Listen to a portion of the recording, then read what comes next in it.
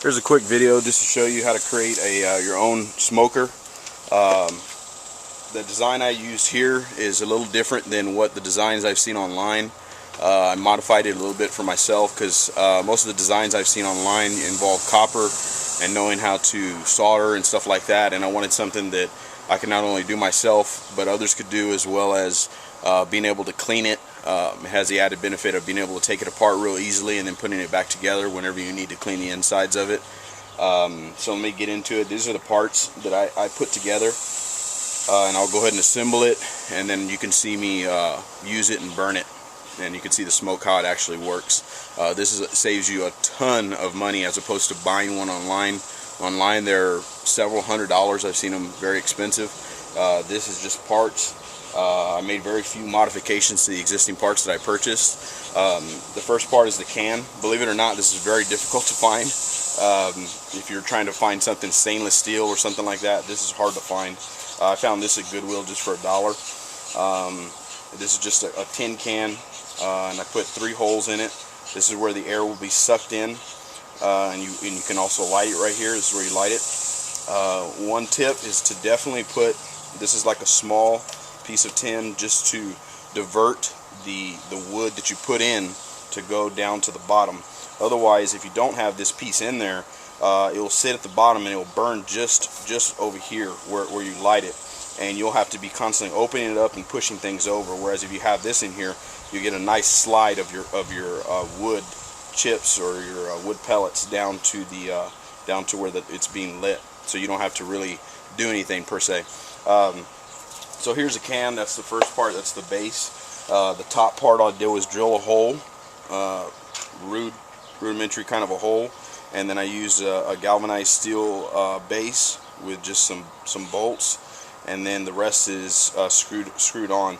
You can get these parts at any local Home Depot or Lowe's or anything like that, and they screw in, so that, like I said, you can take this off, you can unscrew it, and then that goes like that, and then you put the T on, and this, you need this because this is the way the system works. So you screw this on like that, and then this will be where the air comes in or is pushed through, and then this other side is your little pipe where it will come out. And these can just be hand tightened. You won't have to worry about smoke escaping from them. But that's the part that goes there, and then this goes on top like so.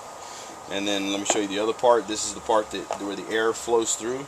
So this is all brass. You can find this in the compression section where they sell.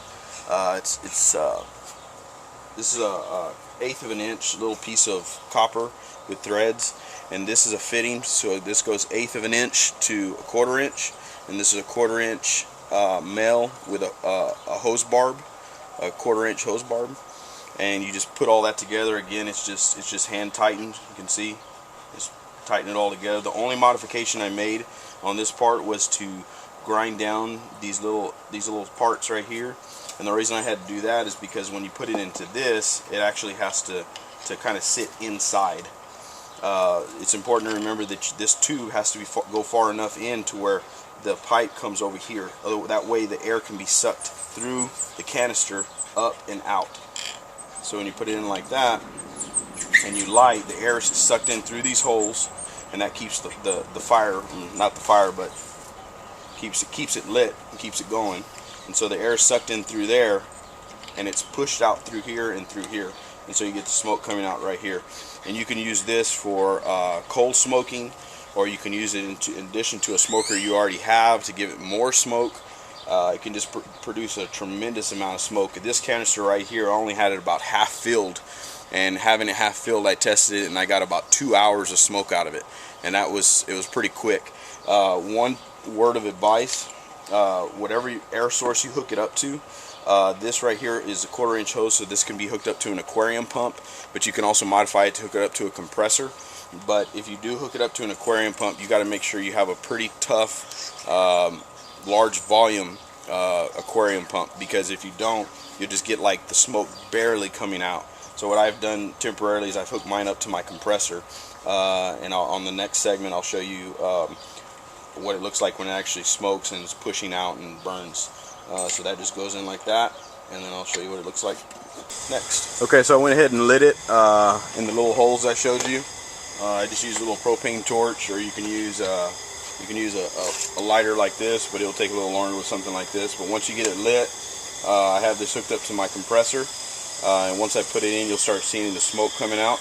You can see there it goes, start coming out pretty quick. You do need this in for it to work. If you pull this out, it'll eventually die. It relies on the air to come out here to keep the air to be sucked in through the little holes. You'll see the little embers. You'll notice once you put this in, the little embers start kind of stoking up, and you can see the smoke's coming out pretty heavy. I have mine hooked up to my compressor. It's maybe a little higher than what I actually probably need it, but you can, again, this is real cold smoke, so you can use this for cold smoking. You can use this for your additional smoker, but it will put out a lot of smoke. I only put in about a cup, and that only filled it up about this much. Like I said, the container you have is real important. That's going to be the hardest part to find. It's probably your container, getting a good one. This one's only made out of tin. I plan to get one made out of stainless steel, so it'll last me a little bit longer. But there again, because this is interchangeable, I can just pull these little bolts off and put it on another can whenever this one gives out on me, or for whatever reason. One thing I wanted to show you up close, you see as soon as I pull it out, it stops coming out, is the brass fitting.